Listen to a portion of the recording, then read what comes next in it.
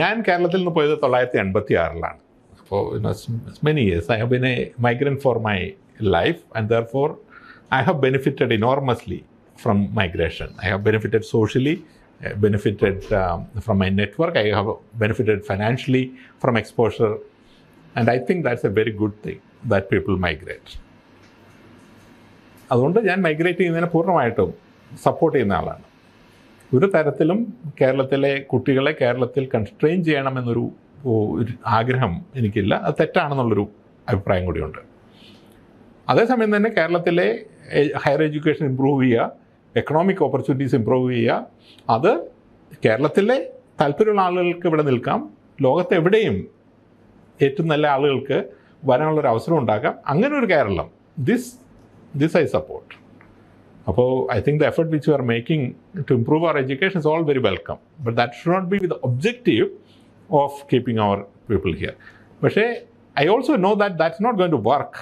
ഈ ആളുകളെ കീപ്പ് ചെയ്യുക എന്നുള്ളത് പോസിബിൾ ആയുള്ള കാര്യമല്ല. ആളുകൾ പോകുന്നത് നമ്മുടെ എഡ്യൂക്കേഷൻ അല്ലാത്തതുകൊണ്ടല്ല നമ്മുടെ ആളുകൾ പോകുന്നത്. ആ പോകുന്ന ആളുകൾ പണ്ട് തൊട്ടേ പോയിക്കൊണ്ടിരുന്നത്, അതായത് പ്രീമിയർ ഇൻസ്റ്റിറ്റ്യൂഷനിലേക്ക് നമ്മുടെ best and brightest they were always going.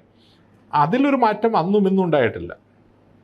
മാറ്റം ഉണ്ടായിരിക്കുന്നത് പണ്ട് പോയിക്കൊണ്ടിരുന്നത് ഒന്നല്ലെങ്കിൽ ഇൻ്റലക്ച്വലി ഏറ്റവും ബെസ്റ്റായിട്ടുള്ള ആളുകൾ പ്രീമിയർ ഇൻസ്റ്റിറ്റ്യൂട്ടിലേക്ക് പോകുന്നു, മൈഗ്രേറ്റ് ചെയ്യുന്നു. രണ്ട്, ഫൈനാൻഷ്യലി ഏറ്റവും top the top 1% use to go. ഇപ്പോൾ അത് മാറി ഒരു ലോവർ മിഡിൽ ക്ലാസ് വരെയുള്ള ആളുകൾക്ക് പുറത്തേക്ക് പോകുന്ന അഫോർഡബിൾ ആവുന്ന ഒരു സാഹചര്യം, അതൊരു നെറ്റ്വർക്ക് ഉണ്ടാകുന്ന സാഹചര്യം, അതിനുള്ള മുഴുവൻ സപ്പോർട്ട് സിസ്റ്റം, ഒരു എക്കോ സിസ്റ്റം തന്നെ ഉണ്ടാക്കുന്ന സാഹചര്യത്തിൽ 10,000-കണക്കിന് ആളുകൾ പോകുന്നു. അവർ അവിടെ ചെന്ന് ഫേസ്ബുക്കും ഇൻസ്റ്റാഗ്രാമും ഇടുന്നു. അത് കണ്ടിട്ട് അടുത്ത ആളുകൾ മൊത്തം ആസ്പയർ ചെയ്യുന്നു. തെറ്റായിട്ടുള്ള കാര്യമല്ല, പക്ഷേ this is what's happening and this is going to increase. So that's part of it is social, that people want exposure, life, freedom, etc. Part of it's economical. Even if you do a very high quality degree in Kerala, what are the employment opportunities here?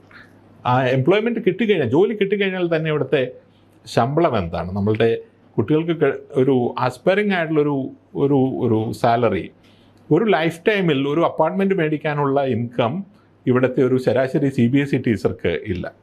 And if you look at any of our private sector jobs, ഒരു typical private sector job, can they dream of, അപ്പോൾ നമ്മുടെ പേരൻസിനെ depend ചെയ്ത് continue ചെയ്യേണ്ട ഒരു സാഹചര്യം ഉണ്ടാകുന്നു. ഇതിൽ നിന്നൊക്കെയാണ് ആളുകൾ പോകുന്നത്. അപ്പോൾ അതിനെ നമ്മൾ എഡ്യൂക്കേഷണൽ ഇമ്പ്രൂവ്മെൻ്റ് കൊണ്ട് മാത്രം തടഞ്ഞു നിർത്താനായിട്ട് സാധിക്കില്ല. So I think we should have a multi-pronged option.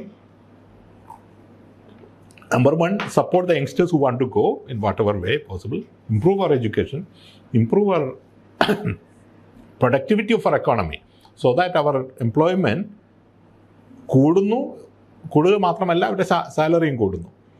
നാലാമത്തെ, നമ്മുടെ സാമൂഹ്യ സാഹചര്യത്തിൽ നമ്മളുടെ കുട്ടികൾക്ക് ഇവിടെ നിൽക്കാൻ പറ്റുന്ന ഒരു സാഹചര്യം ഉണ്ടാകും. ഈ പറഞ്ഞ പോലെ സദാചാര പോലീസുകളും അടുത്ത ആളുകളുടെ നോക്കുന്നതും അച്ഛനമ്മമാർ കുട്ടികളുടെ കാര്യത്തിൽ ഇടപെടുന്നതും എല്ലാം കുറയുന്നൊരു സാഹചര്യം ഉണ്ടാക്കണം.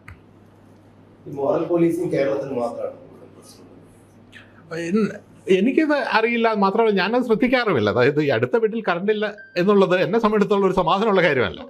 നമ്മളുടെ വീട്ടിൽ കറണ്ട് ഉണ്ടോ എന്നുള്ളത് മാത്രമേ ഞാൻ ശ്രദ്ധിക്കാറുള്ളൂ. മറ്റുള്ള സ്ഥലങ്ങളിൽ ഒരുപക്ഷെ ഇല്ലായിരിക്കാം, ഒരുപക്ഷെ ഉണ്ടായിരിക്കാം, ഒരുപക്ഷെ ഇത് കൂടുതലായിരിക്കാം. പക്ഷെ ഞാൻ അങ്ങനെ കൃത്യമായിട്ട് അനലൈസ് ചെയ്യാറില്ല. ഞാൻ വ്യക്തിപരമായിട്ട് അനുഭവിക്കുന്നതെന്ന് പറയുകയാണെങ്കിൽ വളരെ വലിയൊരു സോളിഡാരിറ്റി നമുക്കുണ്ട് കേരളത്തിനകത്തും പുറത്തും. അത് നമ്മൾ മിക്കവാറും കാണുന്ന ഒരു ദുരന്തം ഉണ്ടാകുമ്പോഴാണ് കേരളത്തിനകത്ത് കാണുന്നത്. കേരളത്തിന് പുറത്തുനിന്ന് പറഞ്ഞാൽ നമ്മൾ എല്ലാ ദിവസവും അനുഭവിക്കുന്നതാണ്.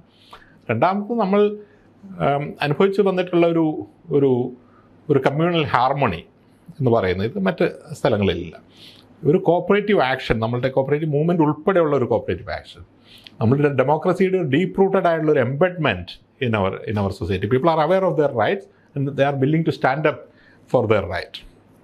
നമ്മളുടെ വളരെ ഫ്ലാറ്റ് ആയിട്ടുള്ളൊരു സൊസൈറ്റി, സമൂഹത്തിലെ ഏറ്റവും താഴെ ഒരാൾക്ക് പോലും നിങ്ങൾ ഈ 6 ലെവൽസ് ഓഫ് സെപ്പറേഷൻ എന്നുള്ള തിയറി കേട്ടിട്ടുണ്ടോ എന്നറിയില്ല. അതായത് ലോകത്തിലെ വേറെ ഏതൊരാളും തമ്മിൽ 6 ആളുകളുടെ ഷെയ്ക്ക് ഹാൻഡ് അകലമാണെന്നാണ് പറയുന്നത്. ഇപ്പം ഞാനും പ്രസിഡന്റ് ട്രംപും തമ്മിൽ, ഞാൻ അറിയുന്ന ആരും ഒരാളുണ്ടാവും, അയാൾ അറിയുന്ന വേറൊരാളുണ്ടാവും. So eventually with 6 shake hands anybody in the world can reach anybody in the world എന്നാണ് ഈ 1920s ഉണ്ടാക്കിയൊരു ഹൈപ്പോത്തിസിസ് ആണ്. പീപ്പിൾ എംപിരിക്കലി അത് അനലൈസ് ചെയ്ത് നോക്കി, and it was always working. Facebook 3 വർഷം മുമ്പ് അത് എക്സ്പെരിമെൻ്റ് ചെയ്ത് നോക്കി. They were actually saying that there is not even 6 levels of separation, 5 levels, and you can actually check if you want on your profile and see what is your levels of separation with the world, because അപ്പോൾ ഇത് കേരളത്തിലെ levels of separation between the lowest and the highest is actually very small. That anybody in Kerala with I don't know 3 handshake away can reach our ministers. അപ്പോൾ ഇത് ലോകത്തെ മറ്റ് സ്ഥലങ്ങളിൽ, ലോകത്തല്ല certainly ഇന്ത്യയിൽ മറ്റ് സ്ഥലങ്ങളിൽ ഞാൻ കണ്ടിട്ടില്ല. അവരുടെ ലെവൽസ് ഓഫ് സെപ്പറേഷൻ വളരെ ഹൈ ആണ്. അപ്പോൾ അതെല്ലാം വളരെ നന്നായിട്ട് ഞാൻ കാണുന്ന കാര്യങ്ങളാണ്. വീക്ക്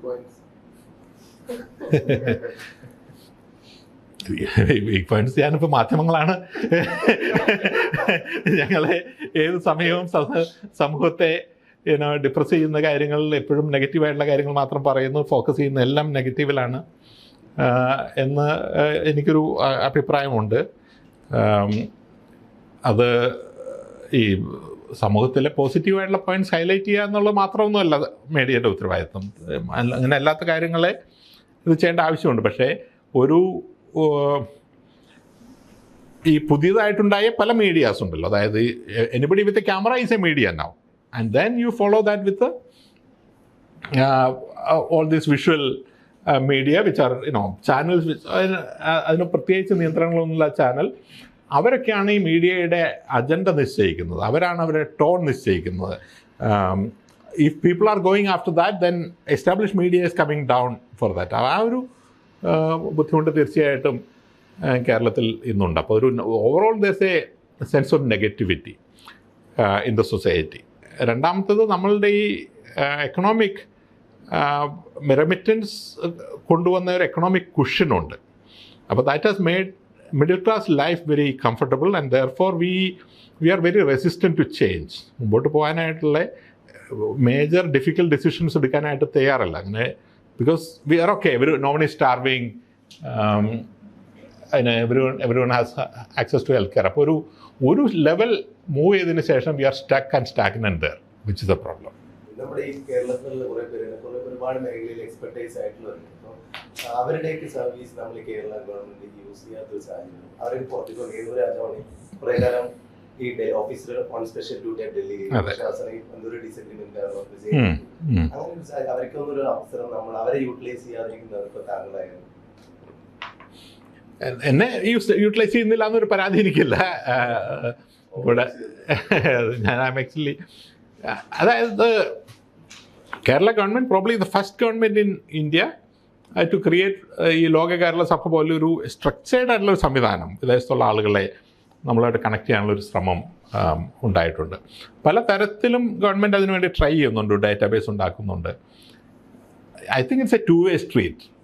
പുറത്തുള്ള ആളുകൾ should make an effort to come and be connected, and government should also try to make an effort. എനിക്ക് തോന്നിയിട്ടുള്ളത് അത് പുറത്തുള്ള ആളുകൾക്കൊരു എക്സ്പ്ലിസിറ്റ് ആയിട്ടുള്ള ഒരു കാര്യമല്ല. നമ്മളുടെ policy making is essentially driven by the civil servants and not by technical experts. അപ്പോൾ നമ്മുടെ യൂണിവേഴ്സിറ്റികൾ പോലും, നമ്മളുടെ നാട്ടിലുള്ള യൂണിവേഴ്സിറ്റികളിലെ experts, are they involve in our policy making? And this we have to ask. When I go to Japan, for example, അവിടുത്തെ ഞാൻ ഒരു മീറ്റിങ്ങിന് പോകുമായിരുന്നു. അപ്പോൾ ഒരു യൂണിവേഴ്സിറ്റി സെൻട്രൽ യൂണിവേഴ്സിറ്റിയിലെ ഒരു പ്രൊഫസർ അതിന് വരുന്നുണ്ട്, ഒരു ക്യാബിനറ്റ് മിനിസ്റ്റർ വരുന്നുണ്ട്, പിന്നെ വേറെ ഞാനുണ്ട്, വേറെ ആരുണ്ട്.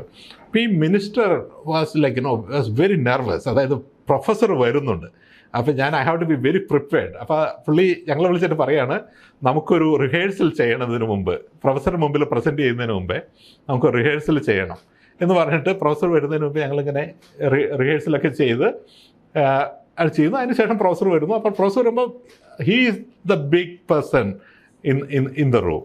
അപ്പം ആ ടെക്നിക്കൽ എക്സ്പെർട്ടീസിന് അത്രമാത്രം വാല്യൂ ആണ് അവരവിടെ കൊടുക്കുന്നത്. അത് നമ്മുടെ നാട്ടിൽ ഉണ്ടോ? നമുക്കത് ഇപ്പം ചിന്തിക്കാവുന്നതേ ഉള്ളൂ. അത് മിനിസ്റ്റേഴ്സിൻ്റെ ലെവലിലാണെങ്കിലും ബ്യൂറോക്രാറ്റ്സിൻ്റെ ലെവലിലാണെങ്കിലും ടെക്നിക്കൽ ഒരു if you have A senior civil servant in the room and the university vice chancellor in the room or a university professor in the room, power equation എവിടെയാണെന്ന് നമുക്ക് ചിന്തിക്കാവുന്നതേ ഉള്ളൂ. അത് ആ ഒരു റിഫ്ലക്ഷനാണ് ഈ വിദേശത്തു നിന്നുള്ള ആളുകളുടെ കയ്യിലുള്ളത്. പക്ഷേ അവരുടെ ഒരു അക്സസിബിലിറ്റിയുടെ ഒരു പ്രശ്നമുണ്ട്. അവർ നാട്ടിൽ വരുമ്പോൾ അവർക്കൊരു ഇത് കിട്ടുന്നില്ല, പക്ഷേ നാട്ടിലുള്ള ആളുകൾക്ക് പോലും അത് കിട്ടുന്നില്ല എന്നൊരു അഭിപ്രായം കൂടി എനിക്കുണ്ട്.